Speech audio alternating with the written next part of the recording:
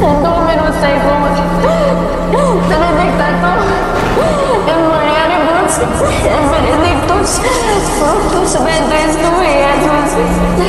Sancta Maria. Mater Dei. Ora pro nobis peccatoribus nunc et in hora mortis nostre. Amen.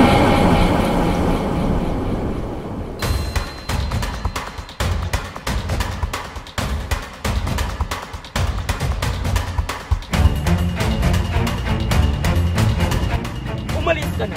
Ligtas mong iyong sarili. Hindi! Sabay tayong alis dito! Nasisiraan ka na ba? Umalis ka na. Ako nang bahala dito.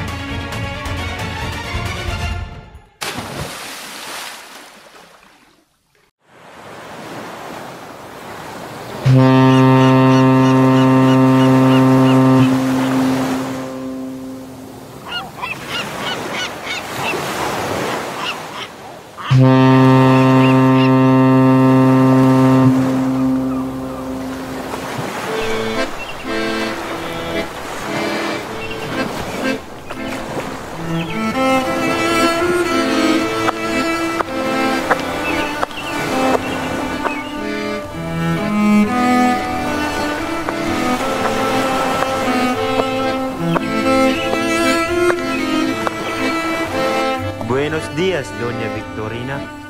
Kapitan, bakit kay bagal ng pagtakbo? Hindi ba't maaari itong pabilisin? Sumasakit na ang aking ulo. Masyadong mababa sa bahaging iyon, Doña Victorina. Maghintay na lamang tayo. ¿Sabes por qué? Dahil wala naman kasing magandang daanan ng barko dito sa Las Filipinas. Esto es típico de los indios. Buenos dias, Kapitan General. Maaari ko ba kayong imitahan sa loob?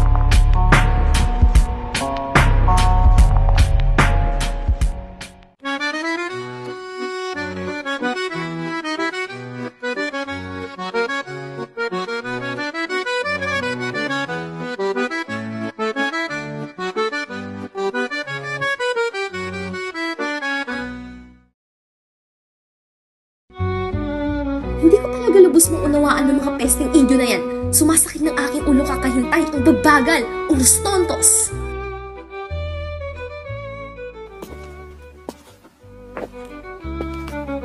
Simpleng lunas lamang kailangan. Kung kaya't ako'y nagtataka sa kung bakit wala pang nakakaisip nito. Buksan ang isang bagong ilog sa paghukay lamang ng isang kanal at sa gayon ay isarado na lamang ang ilog Pasig. At paano naman ang salapi at manggagawa? Ipagawa ito sa mga bilanggo at kung kukulangin ay ipakilos ang buong bayan, bata at matanda. Ngunit kaguluhan lamang ang maidudulot niyan. Tiyak ako na hindi maghihimagsik ang mga pulong ito.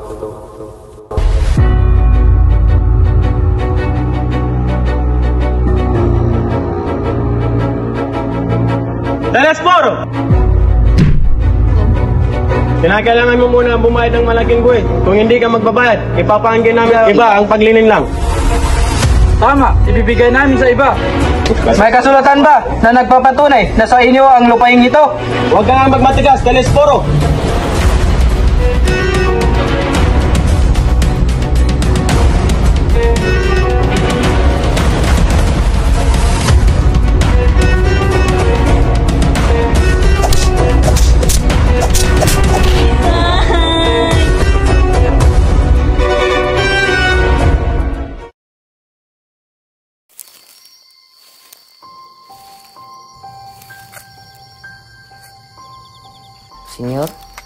Maitutunan ho ba ako sa inyo, senyor?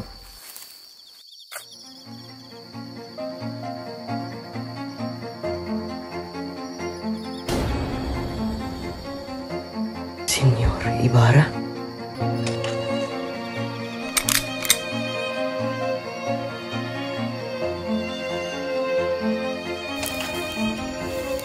Ako ang hukom na nais parusahan ng isang sistema sa pamamagitan ng kanilang mga sariling krimen. Digmain sa pamamagitan ng papuri. Kaya kailangan ko ang iyong tulong.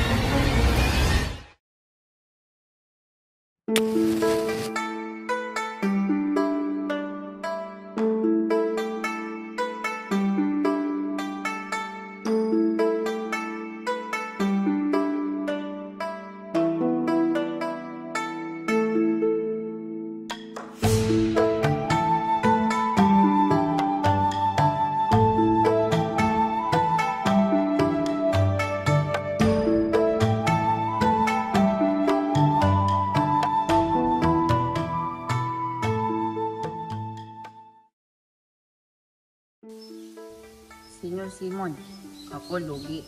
Ako bagsak. Ano? Nalugi kayo at bumagsak, Quiroga? Ipinagtanggol kita mula sa mga opisyal. Ang ibang manggugulo ay idaan mo sa akin. Siya nga pala, Quiroga. May ipapasok akong ilang mga kohon ng baril. Itago mo ang mga ito. Ngunit, mapanganib iyan. O ang bahala doon. Naiintindihan niyo ba? O siya, basta di ako sasabi diyan.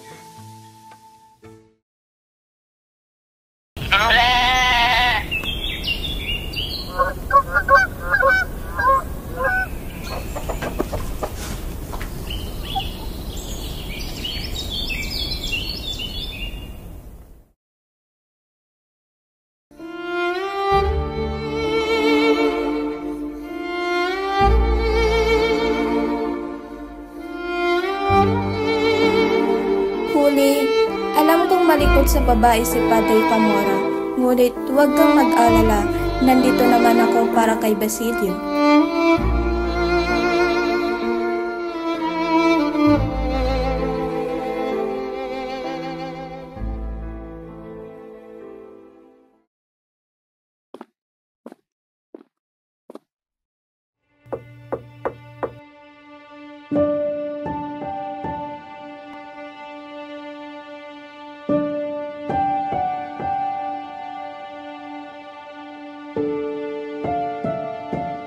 Pobrecita, halika rito.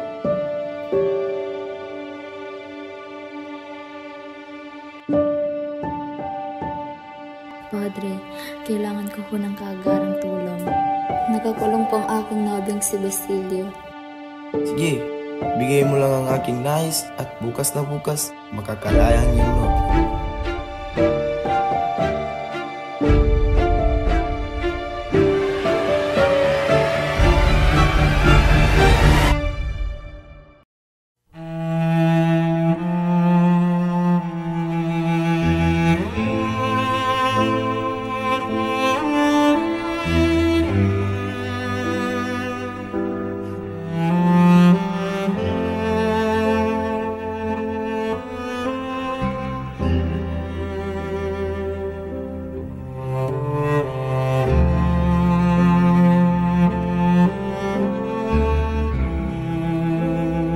Sinta ko, ipangako mo sa akin sa kabila ng lahat ng unos.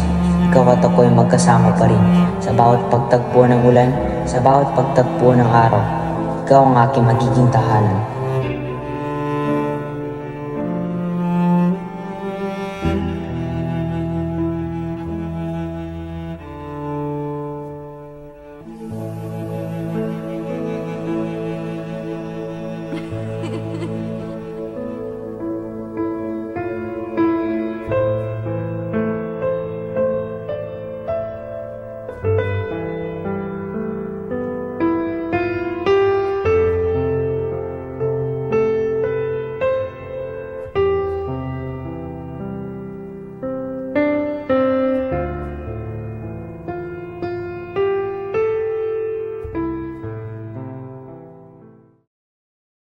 Hindi na dapat mabuhay sa mundong ito ang isang maruming babaeng katulad ko.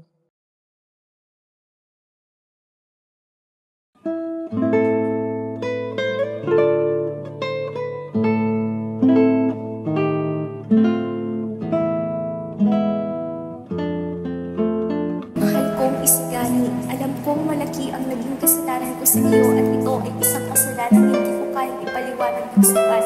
Alam ko ring hindi mo na ako matuturuan ng pag-unawa at hindi ko na kayang bawiin ang mga salitang nagdulot sa iyo ng sakit at kalungkutan. Sa kabila ng lahat ng ito, nais ko pa rin magsulat sa iyo at magbigay liwanag sa mga nangyari at higit sa lahat, humingi ng tawad sa mga pagkakamaling nagawa ko. Ang puso ko'y umiiwas sa iyo, hindi dahil sa wala akong pagmamahal, kundi dahil sa takot na hindi ko kayang ipaglaban ang ating pagmamahala sa gitna ng mga balakid na nakaharap sa atin.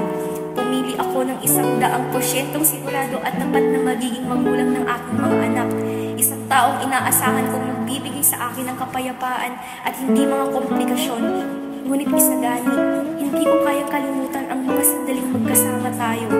Minsan, naiisip ko kung ano sana ang magiging buhay ko kung ikaw ang pinili ko. Bilang isang babae, natutunan ko rin tanggapin na hindi laging makukuha ang lahat ng ating nais. At baka nga, sa mga pagkakataong hindi natin nakuha ang hinahangad, doon natin matutunan ang tunay na kahulugan ng sakripisyo. Pinili ko ang iba, pero hindi ko kailanman pinili na mawala ka sa aking buhay. At masakit na malaman sa aking mga desisyon ay ikaw ay nawalan ng pagkakataon na makapiling ako. Nais ko sanang humingi ng tawad hindi lamang para sa aking desisyon, kundi pati na rin sa mga salitang nasabi ko na sa tingin ko ay nagdulot ng higit pang pagdududa at sakit sa iyo. Kung maaari lang sana, nais ko sanang ipadama sa iyo na hindi ko kailanman pinagsisihan ng mga panahon tayo ay magkasama. Ngunit ang mga desisyon ko ay naglalaman ng mga pagdududa sa aking puso at takot sa hinaharap. Sana ay mapatawad mo ako, Isagani. Ang aking puso ay laging maghahanap ng kapatawaran mula sa iyo at umaasa akong kahit isang araw, makikita mo pa rin ang mga kahalagahan ng ating mga alaala.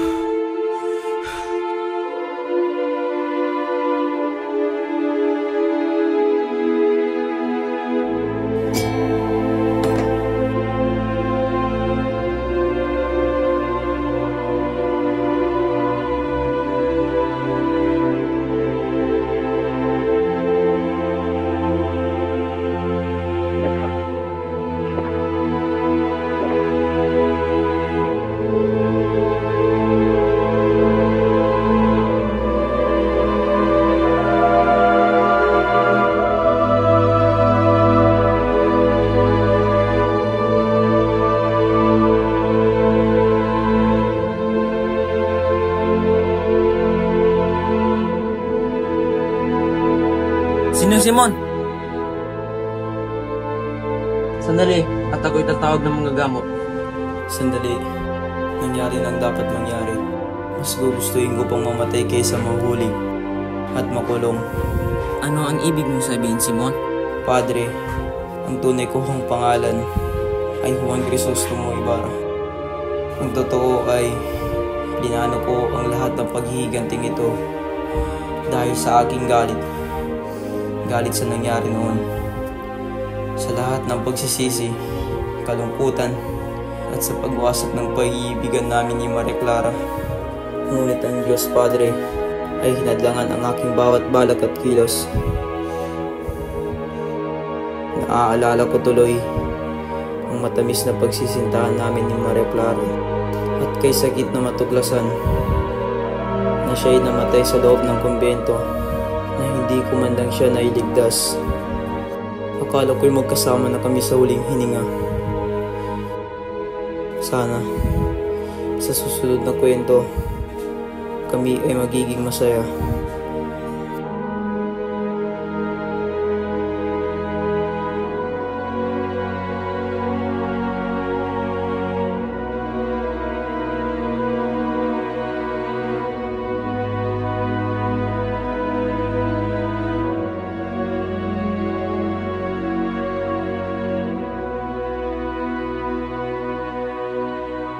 ang kayamanan ay kumakatawan sa kasakiman na isa sa wisyong sumisira sa bansa.